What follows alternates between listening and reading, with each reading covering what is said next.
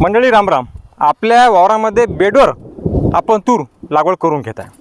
आता या दोन बेडचं जर आपण अंतर पाहिलं तर 4 फुटाचं आहे आणि आपण पट्ट्या पद्धतीनं तूर लागवड करत आहे. पट्ट्या पद्धतीनं कशी, तर आता हे जे 2 बेड आहेत, हे 2 बेडवर आपण तूर लागवड करत आहे सिंगल तासानं. आणि हा जो बेड आहे, हा बेड आपण मोकळा सोडत आहे आणि परत 2 बेड लावत आहे. म्हणजे 2 लावायचे 1 सोडायचा, 2 लावायचे 1 सोडायचा. याचा फायदा काय होणार आहे, आपल्या वावरामध्ये तुरी तास जे आहेत हे जास्त बसतात. आणि हे जे 8 फुटाचं अंतर आहे, दोन्ही तासाला हवा लागते, हवा पूर्णपणे खेळती राहते. आणि आंतरमशागत नंतर ट्रॅक्टरची फवारणी वाई आपण आरामशीर करू शकतो. मागच्या वर्षी आपण तूर बेडवर लागवड केली होती. एका बेडवर आपण 2 तास लावले होते. एकरी 9 क्विंटलचं उत्पादन कमी खर्चामध्ये 3च फवारण्या, 1 वेळ खत, 2 वेळ ड्रिंचिंग आणि 1 वेळ शेंडी खुळणी केली होती. कमी खर्चामध्ये चांगलं उत्पादन जे आहे ते आता आलं होतं.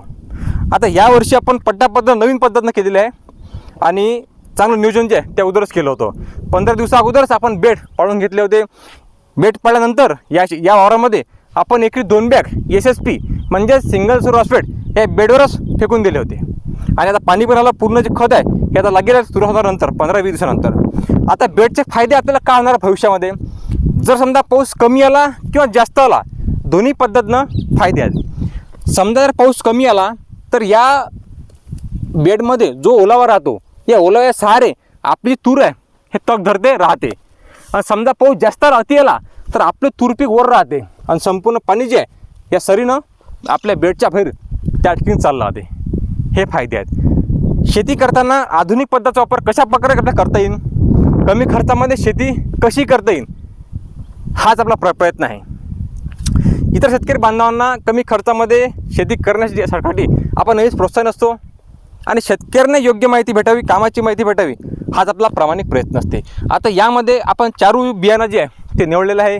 चारू आणि बिडियन 716 हे 2 व्हेरायटी आपण बेडवर लागवड करत आहे. आम्ही बिडियनची लागवड आता केलेली आहे आणि चारूची लागवड आता करत आहे.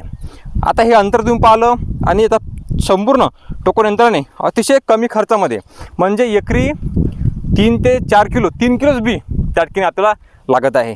आणि अशा प्रकारे आता हे टोकन आपण पेरणी करून घेत आहे. याच्या संदर्भात जर आपल्याला काही प्रश्न असले तर कमेंट करून नक्की सांगा. प्रत्येक कमेंटला आपल्या उत्तर दिलं जाईल. धन्यवाद. जय जवान जय किसान.